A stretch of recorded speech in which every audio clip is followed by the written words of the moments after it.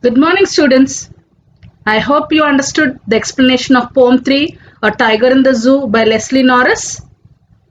The poem depicts a contrast between a tiger in a cage and a tiger in the wild. The tiger has been engaged and its liberty has been snatched away. Yes, and it could not show its power and courage as it shows in the jungle. Now here, the poem also highlights about the freedom of innocent wild animals which is controlled by human beings. Students, today let us check with the figures of speech, also called as poetic devices or literary devices. So let's check the poetic devices in stanza 1. He stalks in his vivid stripes. Here, he is personification, as he refers to the tiger which is used for humans. So the tiger has been personified as a human with emotions who can understand. Now here, what is personification? Personification means the attribution of human qualities or emotions to objects or other non-human things. Yes?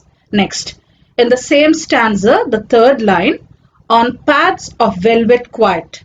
Now here, the poetic device used here is a metaphor.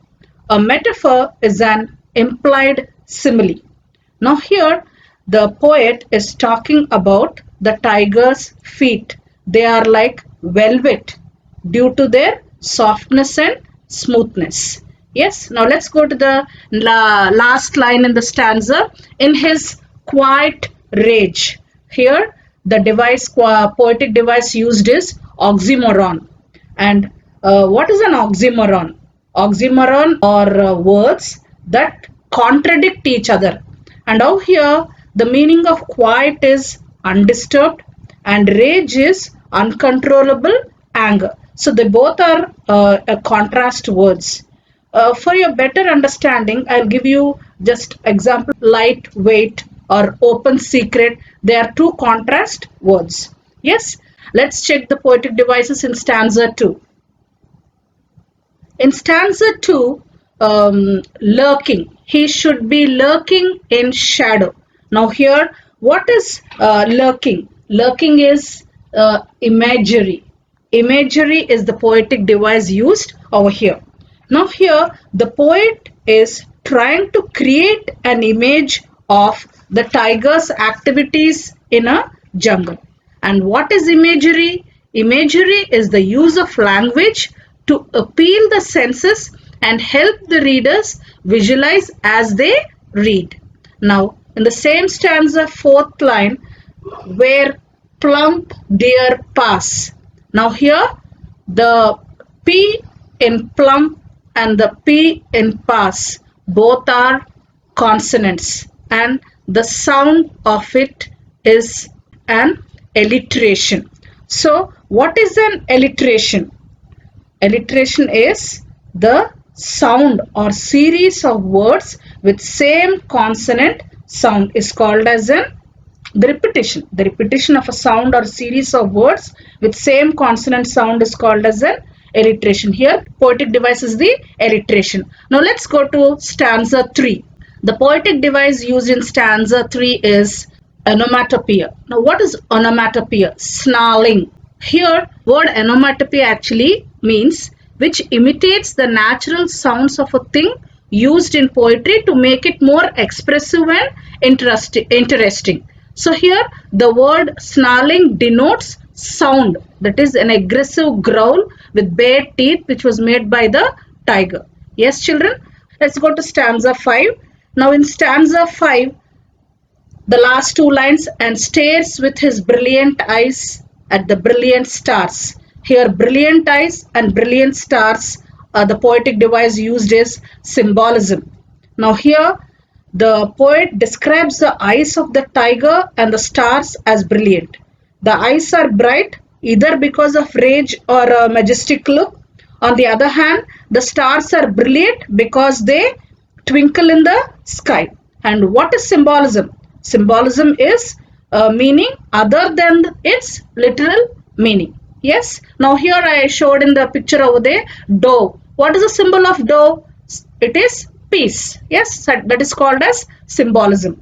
Now let's go check other poetic devices. On the whole of the poem, there are certain poetic devices. We'll check with them. Now here in stanza 1, he stalks in his vivid stripes the few steps of his cage. Children, there is no comma or full stop, that is punctuation is not mentioned, and the first line is continued to the second line. Such kind of a poetic device is called as enjambment. There is no punctuation at the end of the line but continuation to the next line. Enjambment means the meaning runs over from one poetic line to the next without terminal punctuation. I hope you understood. Now let's check the rhyme scheme of the whole poem. I did not mention over here 4 and 5 stanzas, but the whole poem is having the A, B, C, B rhyme scheme. Let us check. See, he should be lurking in shadow. So we'll place an A. Now shadow is not rhyming with grass, nor hole, nor pass. So that line we give B. Now grass isn't rhyming with hole, but it is rhyming with pass. So we give a B. Now the hole is left. Yes, so we give a C. I hope you understood rhyme scheme. What is the rhyme scheme? The rhyming pattern that is created at the end of the lines of poetry based on the rhyming words. Yes, students, I hope you could follow the literary devices used in this poetry. Actually, poetic devices are generally used to heighten the meaning of words by considering the sound, form, and function. Yes, students, I would like to give you another advice. Definitely, there would be 1 or 2 marks question in your board exam.